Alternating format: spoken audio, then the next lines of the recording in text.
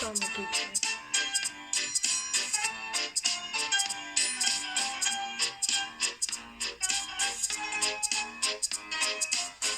Completed 4 phases. Followed by directed by Dancer Stewart. Friend. One winter's night when the cold wind blew, the engines found it hard to sleep. What we need, suggested Toby, is to listen to a story. Yes, agreed Percy, a mysterious story. But, added Duck, it must have a happy ending. Driver told me a story, said Thomas, so everyone listened. Once upon a time, began Thomas, there were 3 little engines who lived in their own little shed on their own little railway. Their names were Duke, Stuart, and Falcon. Duke was the oldest and was named after His Grace, the Duke of Sodor. He was proud of this and loved to keep the little engines in order.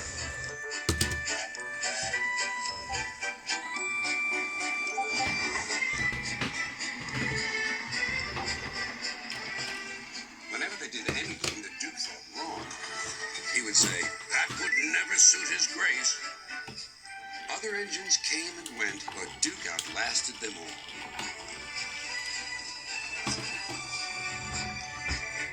Stuart and Falcon used to call him Grandpuff.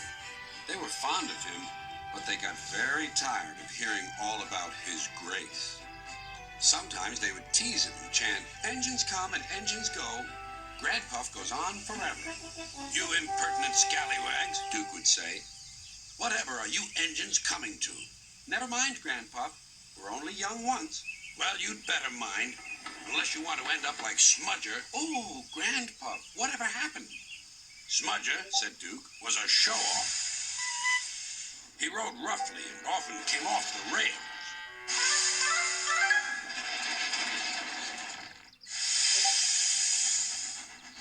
I warned him to be careful, but he took no notice." "Listen, Dookie," he snarled, "who worries about a few spills?" "We do here," I said, but Smudger just laughed. Until one day, manager said he was going to make him useful at last. Smudger stopped laughing then. "Well, why? What did he do?" "He turned him into a generator. He's still out there behind our shed. He'll never move again." After that, Stuart and Falcon became really useful engines, and all 3 were happy together for many years.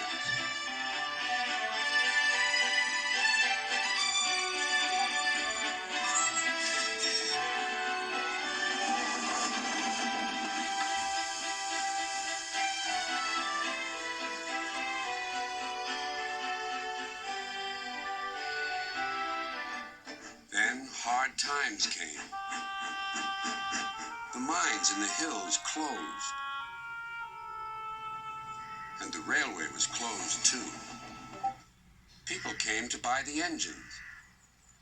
"We'll take Stuart and Falcon." No one wanted Duke. They thought him too old. "Cheer up, Grandpuff," called Stuart. "We'll find you a nice railway, and then you can come and keep us in order." They tried to be brave and cheerful, but no one really thought their dreams would come true. Duke's driver and fireman oiled and greased him one last time. They sheeted him snugly and said goodbye. Then they had to go away and find work. Duke was alone. "Oh well," he sighed, "I'll go to sleep. It'll help to pass the time."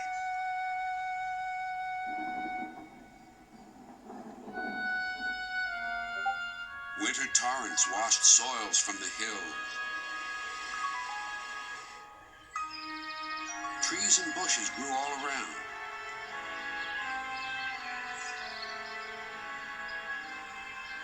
You wouldn't have known a shed was there, let alone a little engine asleep inside. "That's not a happy ending," cried Percy. "Ah," murmured Thomas, "there will be one, but that'll have to wait until next time."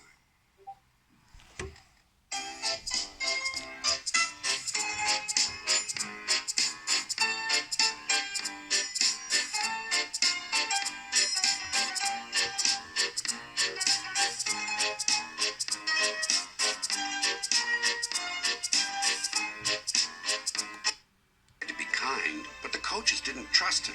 They were awkward and rude. Zaraz wrócimy po reklamie.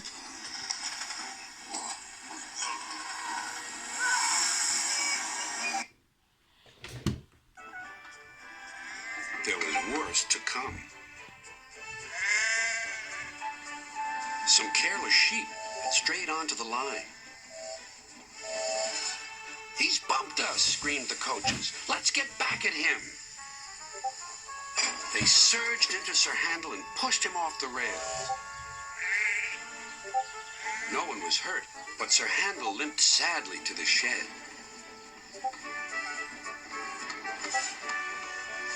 "No more work for you today," said his driver. "How are we going to pull the visitors' train without an engine?" "What about me, sir?" "Skarloey, can you do it?" "I'll try," said the old engine.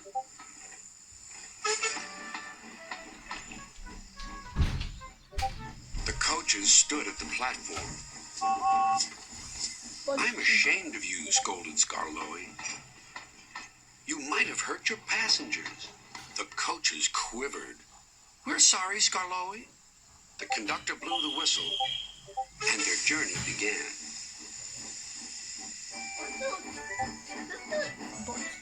Skarloey remembered all the gates and stiles where he had to stop. The sun shone, the rails were dry. "This is lovely," sang Skarloey.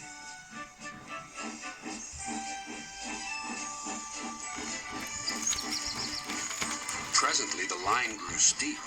Skarloey felt short of steam. "Take your time," soothed his driver. "It'll be better downhill," Skarloey said to himself. But it wasn't. His springs were weak, and the rail joints jarred his wheels. At last, a spring gave way. "I feel all crooked," cried Skarloey. "We'll need a bus now for our passengers," sighed his driver. "No," pleaded Skarloey. "I'll get them to the station or burst." James was waiting at the platform. Clanging and clanking, Skarloey steamed in. "I'll do it! I'll do it! I've done it!" James collected his passengers and respectfully puffed away.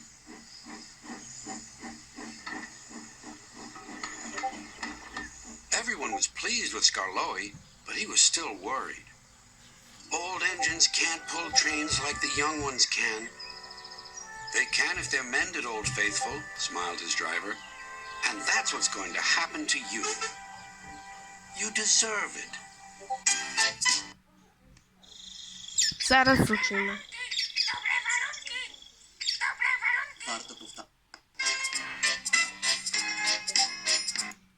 Now, while you're doing Peter Sam's work as well as your own, that'll teach you to pretend you're ill.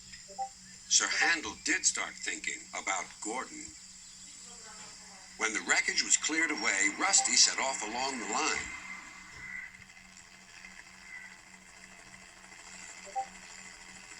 "Splendid to see you again," whizzed Harold. "I'm completing my evening's lookabout."